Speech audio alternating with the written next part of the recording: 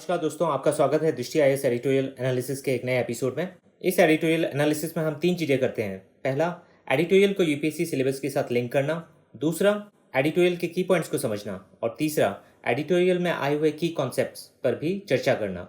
तो आइए शुरू करते हैं आज का एडिटोरियल एनालिसिस। आज का एडिटोरियल हमने द इंडियन एक्सप्रेस से लिया है और ये 16 तारीख को आया है। एडिटोरियल का शीर्षक है फ्रीइंग द फार्म और एडिटोरियल कहता है कि सरकार के द्वारा जो कृषि क्षेत्र के कानूनों में संशोधन करने की बात की गई है, ये स्वागत योग्य पहल है और इसको जल्द से जल्द पूरा करना चाहिए। तो आइए देखते हैं हम इसका सिलेबस के साथ लिंकेज। तो ये एडिटोरियल डायरेक्टली लिंक होता है जीएस पेपर 3 के साथ, जहाँ की इकोनॉमिक डेवलपमेंट यानी कि आर्थिक विकास एक मेन टॉपिक है। और इसके अंतर्गत जिन सब टॉपिक से भी ये एडिटोरियल लिंक होता है वो इस प्रकार हैं, जैसे कि transport and marketing of agricultural produce and issues and related constraints, food processing and related industries in India, scope and significance, supply chain management. तो ये कई सारे टॉपिक्स जो पेपर 3 के हैं उनके साथ लिंक होता है। तो आइए अब देखते हैं इसके की पॉइंट। एडिटोरियल में बताया गया है कि वित्त मंत्री द्वारा घोषित आर्थिक पैकेज की तीसरी किश्त कृषि और उससे संबंध गतिविधियों पर केंद्रित है और इसके अंतर्गत 2 उपाय बताए गए हैं। पहला, एग्री इकोसिस्टम यानी कि कृषि पारिस्थितिकी तंत्र के कुछ हिस्सों में ऋण प्रवाह यानी कि क्रेडिट फ्लो को बढ़ाने के उद्देश्य से कदम उठाना, हालांकि इसके तहत पर्याप्त आवंटन नहीं किया गया है। और दूसरा और ज़्यादा महत्वपूर्ण भाग संबंधित है आवश्यक वस्तु अधिनियम में संशोधन करने से, यानी कि जो एसेंशियल कमोडिटीज एक्ट 1955 का है, इसको अमेंड करना, संशोधन करना। कृषि विपणन सुधारों की शुरुआत होगी और विपणन का अर्थ होता है मार्केटिंग। तो जो एग्री मार्केटिंग में डिफिकल्टीज आ रही हैं उनमें सुधार करने की कोशिश है और इससे किसानों और खरीदारों के बीच सीधे व्यापार को सुविधाजनक बनाने के लिए एक कानूनी ढांचा भी तैयार किया जाएगा। और एडिटोरियल कहता है कि यदि इसको कार्यान्वित किया जाता है तो ये संभवतः लॉन्ग टर्म में बड़े पैमाने पर रिटर्न प्रदान कर सकता है, न केवल कृषि क्षेत्र को बल्कि पूरी भारतीय अर्थव्यवस्था को। जबकि ये सुधार वर्षों से नीतिगत एजेंडे में है, लेकिन एनडीए सरकार को इन प्रयासों को अब आगे जरूर बढ़ाना चाहिए। आगे एडिटोरियल कहता है कि आवश्यक वस्तु अधिनियम इसको ऐसे समय में लाया गया था जबकि भारत एक स्कार्सिटी की सिचुएशन यानी कि एक अभाव वाली सिचुएशन से गुजर रहा था। और अब जब सिचुएशन प्लेंटी वाली आ गई है, जहाँ तक कि फूड क्रॉप्स की अगर बात की जाए कि भारत में जो फूड ग्रेन्स का प्रोडक्शन है वो काफ़ी बढ़ चुका है और भारत सेल्फ सफिशिएंट है। भारत को अब बाहर से फूड ग्रेन्स मंगाने की ज़रूरत नहीं पड़ती है। तो अब की सिचुएशन में ये एसेंशियल कमोडिटीज़ एक्ट यानी कि आवश्यक वस्तु अधिनियम कितना प्रासंगिक है, इसको लेके सवाल हमेशा से उठता रहा है। और इस अधिनियम के अंतर्गत स्टॉक रखने पर प्रतिबंध लगता है और निजी व्यक्तियों को वेयर हाउसिंग और भंडारण के कृषि क्षेत्र में निवेश करने से भी रोका जाता है। और इसकी वजह से देश में एक एकीकृत मूल्य श्रृंखला यानी कि एक इंटीग्रेटेड वैल्यू चेन भी नहीं बन पाई है। अनाज, खाद्य तेल, दाल, प्याज और आलू जैसे खाद्य पदार्थों को इससे बाहर करना और स्टॉक सीमा को समाप्त करने की सरकार की घोषणा स्वागत योग्य है, ऐसा एडिटोरियल का मानना है। सरकार के इन कदमों को हम विस्तार से देखेंगे की कॉन्सेप्ट्स में। दूसरा सुधार सरकार ने कृषि विपणन में किया है यानी कि एग्रीकल्चर मार्केटिंग में, जहाँ की एग्रीकल्चर प्रोड्यूस मार्केटिंग कमिटीज़, इनकी वजह से काफ़ी दिक्कतों का सामना करना पड़ रहा है किसानों को। तो इसके द्वारा किसानों को और अधिक विकल्प प्रदान करने के लिए मार्केटिंग सुधार यानी कि विपणन सुधारों को शुरू करने का कदम भी स्वागत योग्य है। केंद्र सरकार का ये कदम पंजाब और मध्य प्रदेश जैसे राज्यों द्वारा सुधार करने के बाद उठाया गया है, जिन्होंने हाल ही में कृषि विपणन को खोलने के लिए कदम उठाए हैं। और एडिटोरियल कहता है कि राज्यों के द्वारा ये पहल कोविड महामारी के दौरान सोशल डिस्टेंसिंग के मानदंडों को बनाए रखने के लिए मंडियों पर दबाव को दूर करने की आवश्यकता के कारण शुरू की गई थी। लेकिन केंद्र सरकार का ये कदम इस गतिशीलता को एक स्थायी रूप में बदल सकता है और ये सरकार को करना चाहिए। आगे एडिटोरियल कहता है कि आज की स्थिति ये है कि किसान केवल एपीएमसी के तहत लाइसेंस धारियों को ही अपनी उपज बेचने के लिए बाध्य है और इस वजह से ये जो लाइसेंस धारी हैं ये कार्टेल की तरह काम करते हैं। कार्टेल यानी कि ये एक समूह की तरीके से काम करते हैं जो कि सिर्फ अपना फायदा देखते हैं। और यहाँ आप इसको इस बात से अंदाज़ा लगा सकते हैं कि ये शब्द का क्या मतलब है कि ओपेक जो ऑयल प्रोड्यूसर एक्सपोर्टिंग कंट्रीज़ का ग्रुप है, इसको भी कई बार कार्टेल ही कहा जाता है कि ये ऑयल प्राइसेस को ऊपर रखता है लगातार अपने फ़ायदे के लिए। तो कार्टेल एक नेगेटिव शब्द है और ये आपको पता होना चाहिए। तो एपीएमसी के जो लाइसेंसधारी हैं ये भी एक कार्टेल के तरीके से काम करते हैं और इससे किसानों का नुकसान होता है। आगे एडिटोरियल कहता है कि केंद्र सरकार के इस कदम से कृषि व्यापार पर उनकी पकड़ को खत्म किया जा सकता है, जो कि बहुत जरूरी है। आगे एडिटोरियल कहता है कि इन दोनों कदमों को अगर एक साथ देखें, यानी कि एसेंशियल कमोडिटीज एक्ट में जो सुधार लाए गए हैं और दूसरा एपीएमसी में जो सुधार किए गए हैं, इनको अगर साथ में देखा जाए तो ये कदम किसानों को अपनी उपज को किसी को भी बेचने और व्यापारियों और संगठित खुदरा विक्रेताओं को खाद्य पदार्थों की खरीद और स्टॉक करने की सुविधा प्रदान करने में सक्षम बनाएंगे। तो इससे पूरे सेक्टर के लिए फायदा होगा और इससे इस क्षेत्र में निजी निवेश को भी बढ़ावा मिल सकता है। तो इससे न केवल निजी निवेश को बढ़ावा मिल सकता है, बल्कि जो फार्म टू फोक की श्रृंखला जो चेन है ये भी मजबूत हो सकती है और इससे जो प्रोड्यूसर्स हैं, उत्पादक हैं और कंज्यूमर्स हैं, उपभोक्ता, दोनों को ही लाभ मिलेगा। तो ये farm to fork supply chain का टर्म है, जिसका मतलब है कि फार्म जहाँ की कोई भी चीज़ प्रोड्यूस हो रही है और उस खेत से लेके कंज्यूमर की प्लेट में जो उसका फोर्क है जिससे वो खाना खा रहा है, वहाँ तक कैसे पहुँचता है। तो ये सप्लाई चेन को दर्शाता है। इसके अलावा वित्त मंत्री ने अन्य घोषणाएं भी की हैं, जैसे कि किसानों को संसाधकों, समूहों, बड़े खुदरा विक्रेताओं के साथ जुड़ने के लिए कानूनी ढांचे का निर्माण होगा। अनुबंध खेती यानी कि कॉन्ट्रैक्ट फार्मिंग, इसको भी आगे बढ़ाने का समर्थन किया गया है।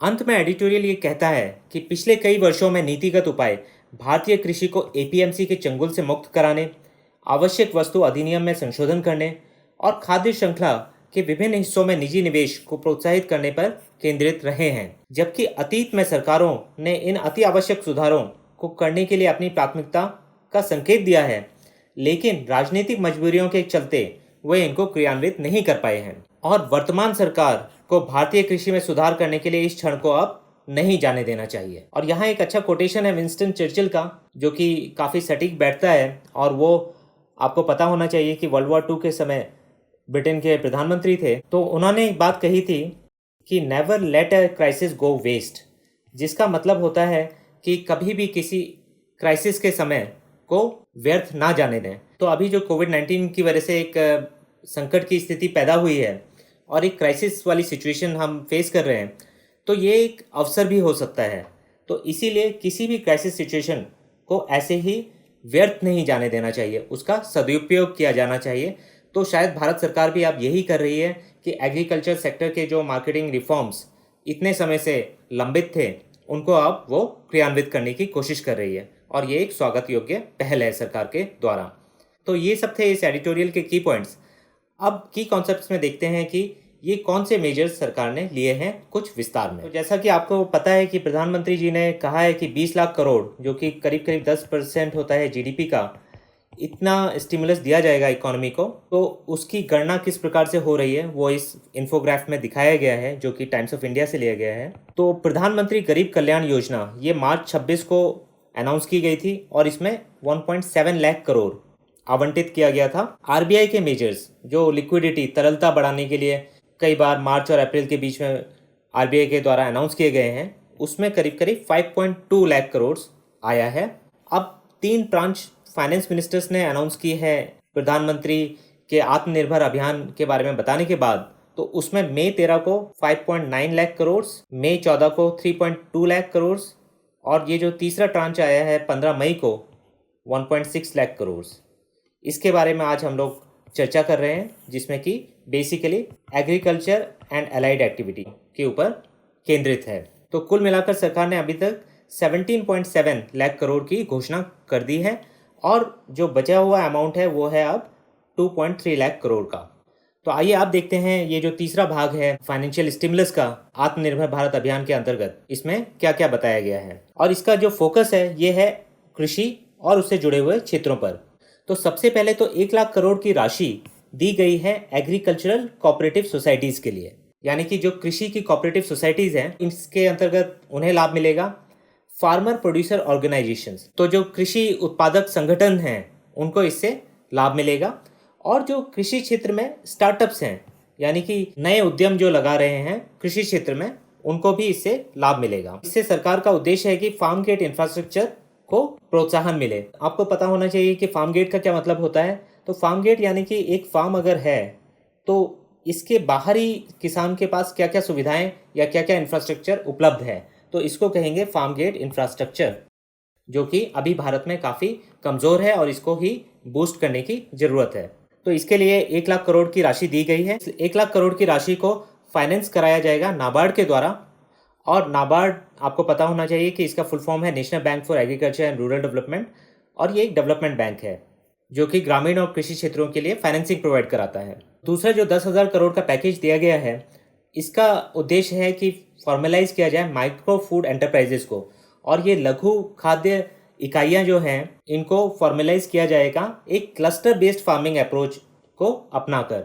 अब ये क्लस्टर बेस्ड फार्मिंग अप्रोच क्या होता है कि आपके पास कई सारे खेत हैं जो कि अलग अलग फैले हुए हैं, और इससे आपको जो इकोनॉमी ऑफ स्केल है वो प्राप्त नहीं हो रही है। तो इन सबको आप क्या करेंगे कि इन सबको आप एक क्लस्टर के अंदर ले आएंगे कि अच्छा ठीक है, ये सारे फार्म्स जो भी हैं अपना जो प्रोड्यूस बना रहे हैं, इन सब के प्रोड्यूस को हम एक जगह इकट्ठा करेंगे और उसको प्रोसेस कर देंगे। तो इस तरीके से ये क्लस्टर अप्रोच काम करती है। जो तीसरा मेजर है वो है 20,000 करोड़, ये दिए गए हैं मछुआरों के लिए, और इसको जोड़ा गया है प्रधानमंत्री मत्स्य संपदा योजना, जो कि इसी बजट में अनाउंस की गई थी। और इसके द्वारा ये कहा जा रहा है कि जो फिश प्रोडक्शन है उसमें मत्स्य उत्पादन में 70 लाख टन की बढ़ोतरी होगी 5 सालों में। तो ये बहुत बड़ा फिगर है और इससे कई सारे रोजगार के अवसर भी खुलेंगे। तो ये दिया गया है 20,000 करोड़ का पैकेज फिशरीज सेक्टर को, और इसमें ये योजना इंपॉर्टेंट है एग्जाम पॉइंट ऑफ व्यू से। इसके बाद 13,000 करोड़ का पैकेज दिया गया है 100% वैक्सीनेशन करने के लिए कैटल्स की, बफेलोज की, शीप्स, गोट्स और पिग्स की।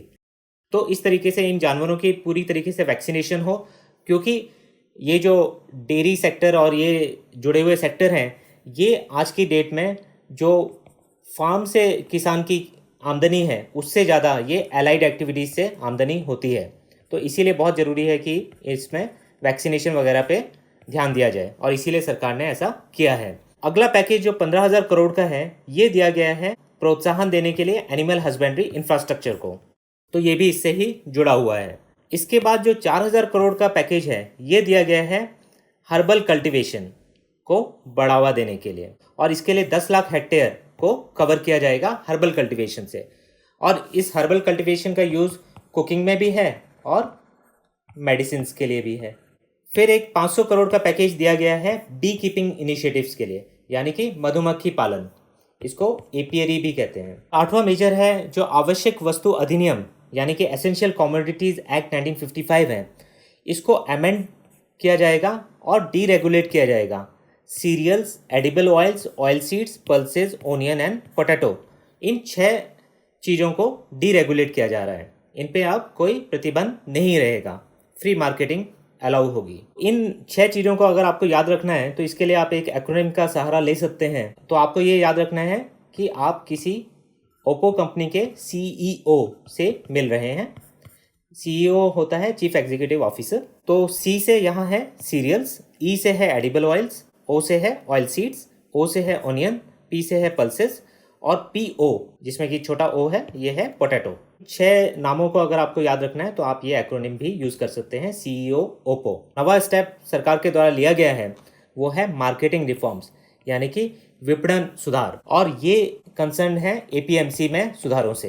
तो इसके द्वारा सरकार ने ये कहा है कि किसानों के पास बिल्कुल पूरी चॉइस रहेगी कि वो अपना प्रोड्यूस किसको बेचना चाहते हैं और किस प्राइस पे बेचना चाहते हैं। इस पे आप जो एपीएमसी के लाइसेंस धारक हैं, जो एक कार्टेल की तरीके से ऑपरेट कर रहे थे, उनकी मनमानी नहीं चल पाएगी और किसान स्वतंत्र होंगे अपनी प्रोड्यूस को किसी को भी बेचने के लिए। तो 10वां जो स्टेप है वो है कि केंद्र सरकार एक सेंट्रल लॉ लेके आएगी, केंद्रीय कानून, जिसके द्वारा एक barrier free interstate trade of farm product, यानी कि बिना रुकावट के अंतर्राज्यीय व्यापार हो सकेगा कृषि उत्पादों का।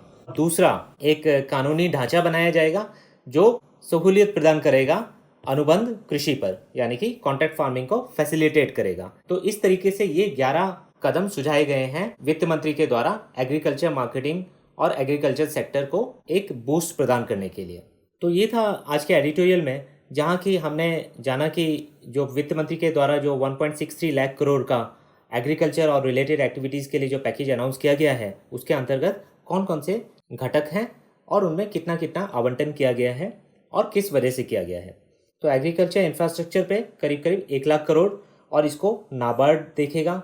फिशरीज सेक्टर के लिए 20,000 करोड़ और इसमें प्रधानमंत्री मत्स्य संपदा योजना को और ज़्यादा प्रोत्साहन दिया गया है। तीसरा, माइक्रो फूड एंटरप्राइजेज, इनको 10,000 करोड़ रुपए की राशि दी गई है ताकि इस सेक्टर में जो छोटी छोटी इकाइयां हैं वो FSSAI, ये जो संस्था है जो कि फूड स्टैंडर्ड्स निर्धारित करती है, इसके स्टैंडर्ड्स, इसके मानकों तक के प्रोडक्ट्स बना सके और उनको ब्रांडिंग और मार्केटिंग में भी सपोर्ट दिया जाएगा। चौथा, 15,000 करोड़ की राशि दी गई है एनिमल हस्बेंड्री सेक्टर को, उसमें इम्प्रूवमेंट करने के लिए। और एक national animal disease control programme, इसको 13,343 करोड़ रुपए दिए गए हैं जो कि 100% वैक्सीनेशन करवाया जाएगा इसमें कैटल्स का। और एक हर्बल कल्टीवेशन को प्रमोट करने के लिए 4,000 करोड़ रुपए दिए गए हैं जिसमें कि 1 मिलियन हेक्टेयर लैंड पे ये करवाया जाएगा और इससे करीब करीब 5,000 करोड़ की इनकम होने की अनुमान है।